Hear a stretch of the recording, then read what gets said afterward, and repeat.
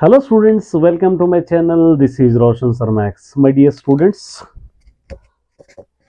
कल second language Telugu, second language Hindi है और आपके लेसन्स हैं सेकंड लैंग्वेज के आपके पढ़ने के लिए। आपको ओनली 4 लेसन्स आपको रीडर से है, 3 लेसन्स नॉन डिटेल से है, तो 7 लेसन्स है। जैसे आप देखेंगे 5th लेसन नीति परिमलालु, नीति परिमलालु एक लेसन है और 6th लेसन है तेलुगु महिला, तेलुगु महिला और 7th लेसन है श्रमजीवी और 8th लेसन है हस्तकला नैपुण्यम,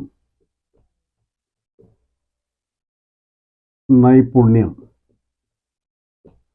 ये उसके बाद नॉन डिटेल से है 3rd ऊरु अडवी और 4th लेसन है रिक्शा वाला, 5th लेसन है बकासुर बिंदु। ये लेसन आपको पढ़ना है, ठीक है। देखिए माय डियर स्टूडेंट्स, यहां पर आपको ये 2 पोएम्स है, 2 आपके लिए पोएम्स है।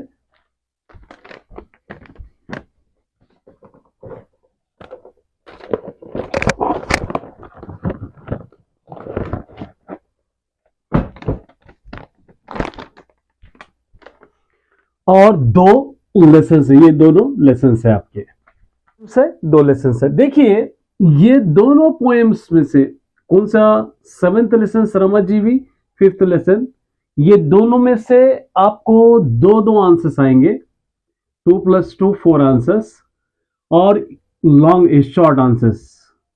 और लॉन्ग आंसर्स भी इसके अंदर से दोनों में से 2 और 2 आएंगे। यहां से 1 लिखना है, यहां से 1 लिखना रहता, चॉइस आपको रहेगी। यहां एक प्लस पॉइंट आपको मिल रहा है क्योंकि लेसन है। अब देखिए यहां से अगर आपको देखना है तो 6th लेसन, 8th लेसन, ये 6th एंड 8 ये दोनों लेसन के आपको पोएट इंट्रोडक्शन याद करना है। इलिंद्र सरस्वती देवी और परांकुश दामोदर स्वामी, ये दोनों में से एक आपको किसी तरह पोएट इंट्रोडक्शन भी पूछेगा। चारों आंसर्स में एक आपको पोएट इंट्रोडक्शन रहेगा, वो भी आपको याद करना है। यहां पर एक प्लस पॉइंट, ये तीनों लेसन्स में से आपको पैराग्राफ पूछेगा, पैराग्राफ्स पूछेगा। अगर लेसन अच्छी तरह अंडरस्टैंड कर चुके हैं तो आपको पहला पैराग्राफ आप जाते ही वही रहेगा 5 मार्क्स के लिए, पहला पैराग्राफ, ठीक है। और उसके बाद अगर आप उसको पोएम्स पढ़ना है तो पोएम्स अगर आप कौन से पढ़ेंगे,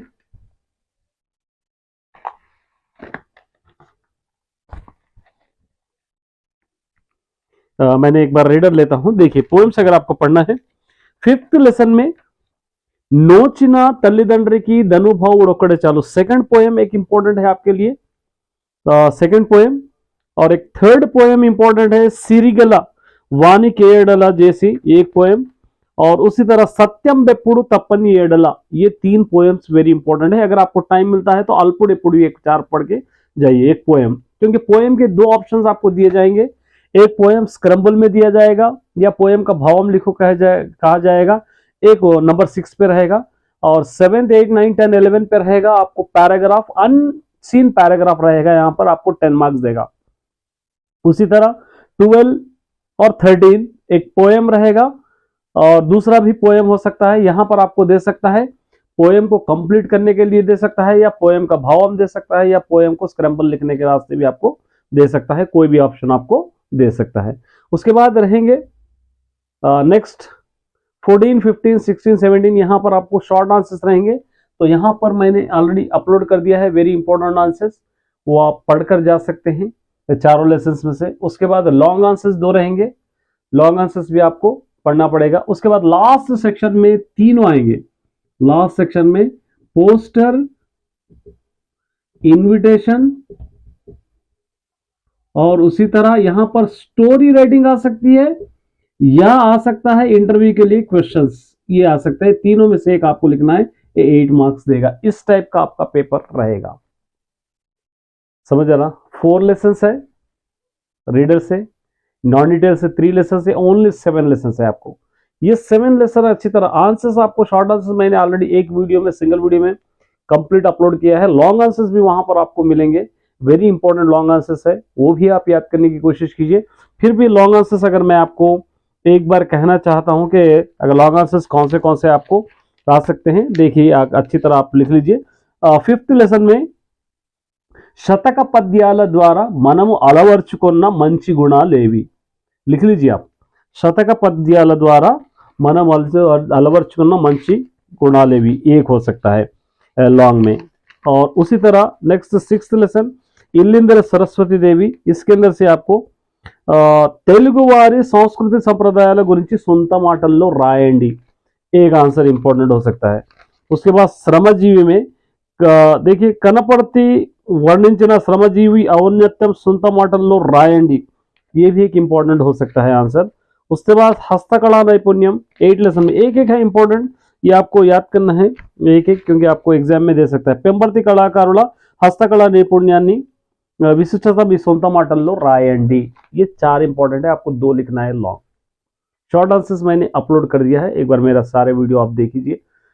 उतना टाइम आपके पास अभी नहीं है कि बहुत लेंथी वीडियो बनाओ या बहुत ज़्यादा बनाओ, बस उम्मीद करता हूँ कि आप अच्छी तरह जाइए, पेपर को 1 से 2-3 बार पढ़िए।